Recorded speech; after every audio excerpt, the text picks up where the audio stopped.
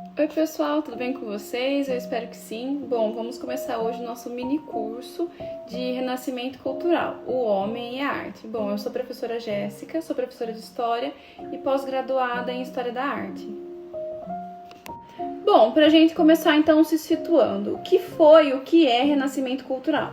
O Renascimento Cultural é um movimento econômico, social e também ele foi político, tá? Que ocorreu, teve seu início na Itália no século XIV, no começo do século XIV e ao final do século XVII ele já tinha se espalhado por toda a Europa. Então foi um movimento que começou na Itália, perdurou muito tempo e se espalhou pela Europa inteira. E esse movimento do Renascimento Cultural, repito, econômico, social e político, trouxe muitas mudanças na época que influenciam até hoje a nossa sociedade.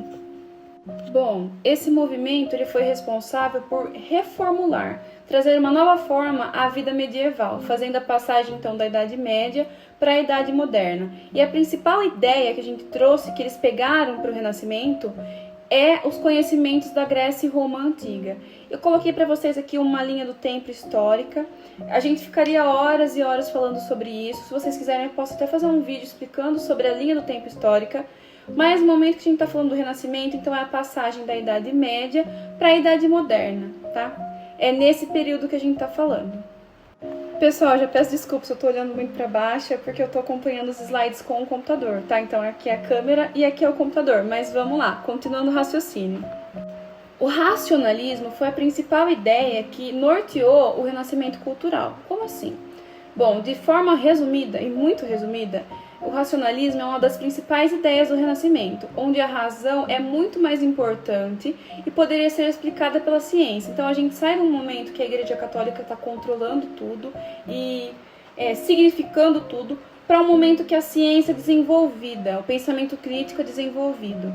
Então antes do Renascimento, quando havia, por exemplo, alguma doença ou algo genético, que a pessoa nascia daquele jeito, enfim, era-se explicado, que a igreja se explicava, né, que era alguma coisa de Jesus, de Deus, que a gente veio com aquele propósito.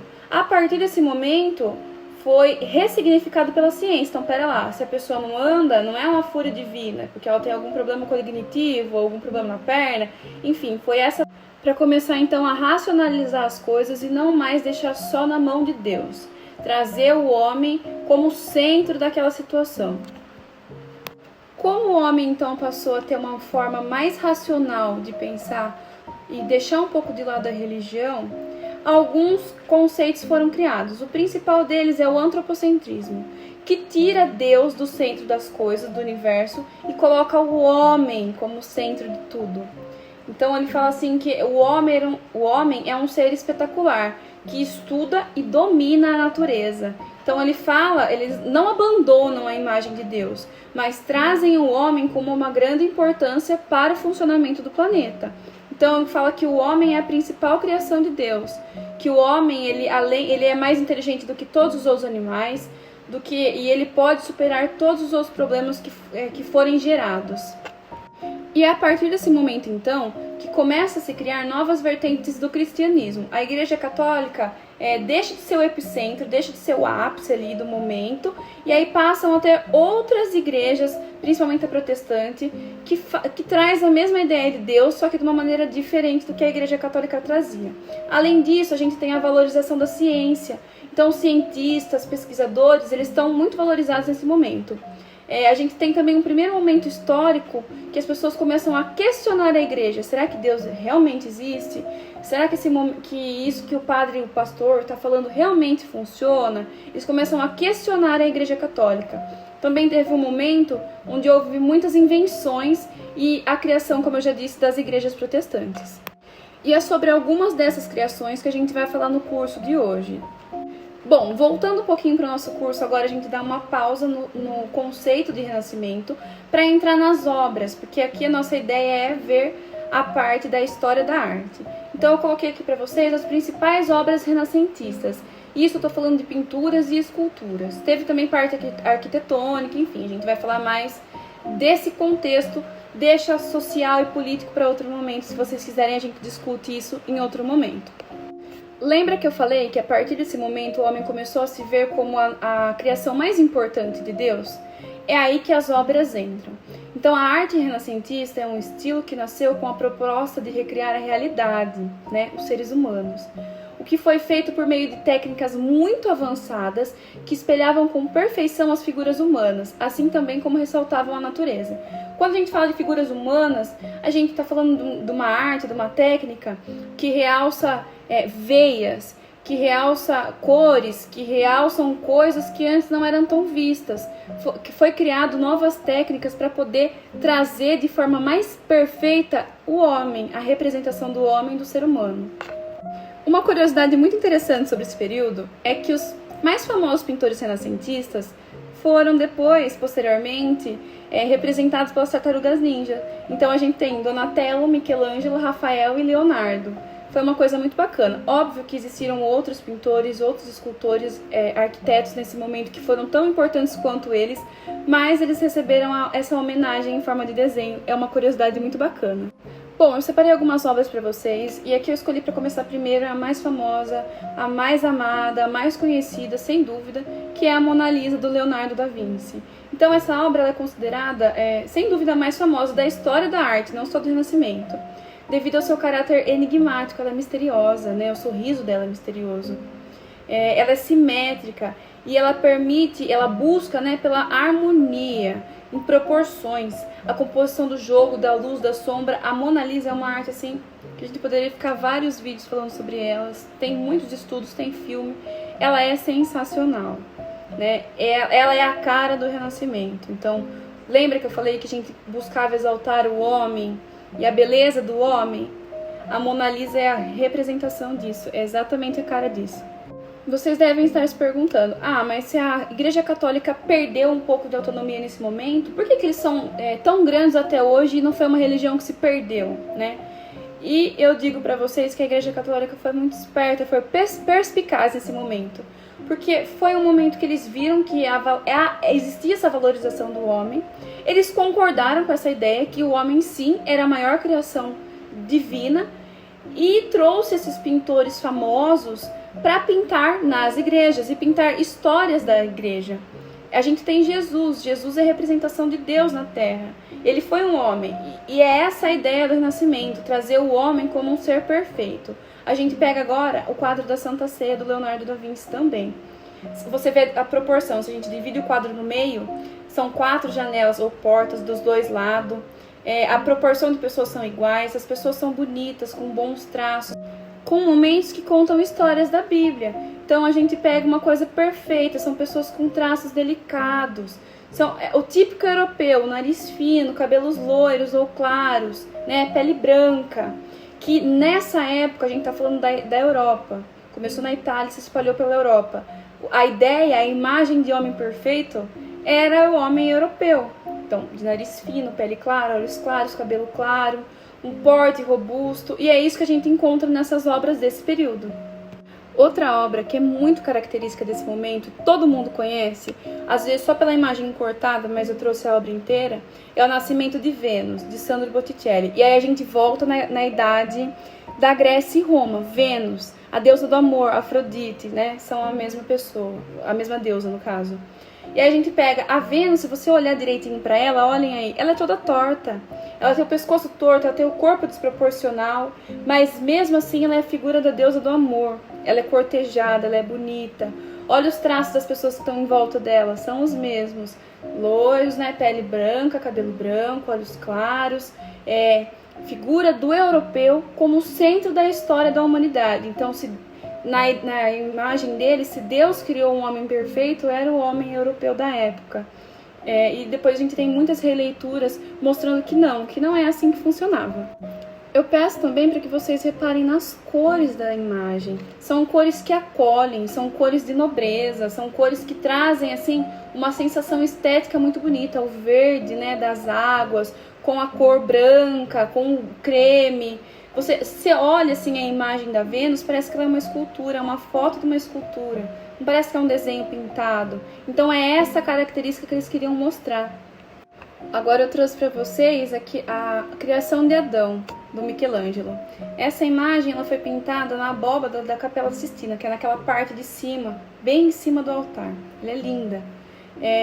E esse retrata o momento que Deus teria criado o homem. Então, o homem deitado na terra e Deus o criando. Uma curiosidade dessa imagem é que Michelangelo ele era um pouco revolucionário para a época, digamos assim.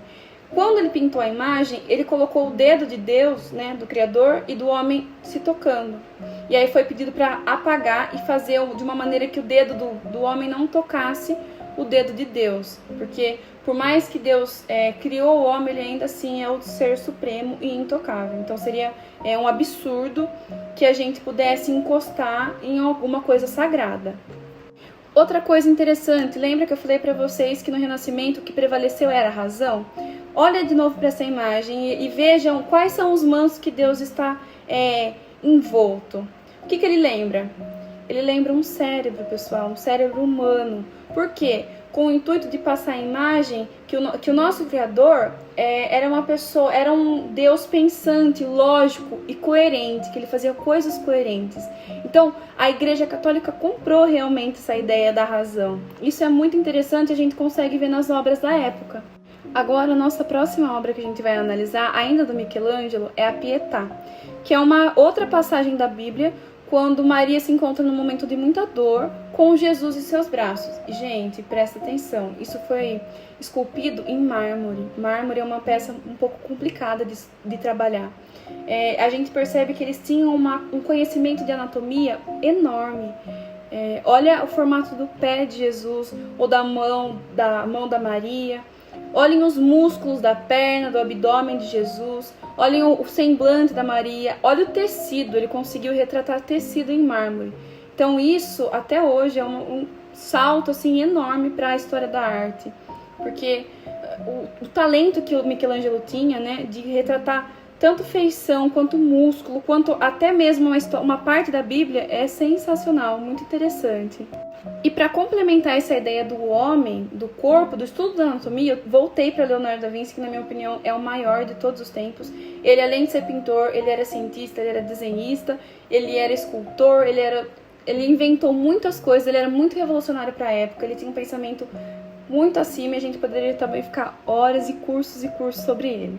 Mas voltando aqui, eu trouxe para vocês o Homem Vitruviano, que é um estudo do Leonardo sobre o ser humano. Então, além de desenvolver a parte anatômica do ser humano para a arte, para a pintura, para a escultura, era desenvolvido também a partir da ciência, dos estudos científicos, da medicina, enfim. Foi um estudo duplo que ele fez ali, muito interessante.